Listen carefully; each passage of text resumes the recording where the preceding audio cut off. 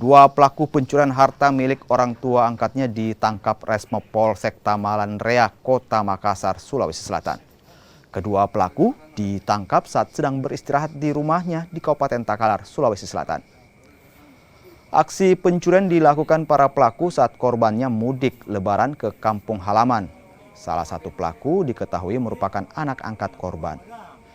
Dari aksinya, pelaku berhasil membawa kabur jam tangan, televisi, alat olahraga, helm, dan sepeda motor.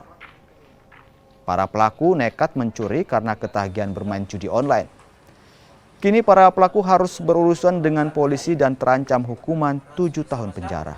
Pencurian tersebut yaitu bermula karena kecenderungan atau ketagihan berjudi online.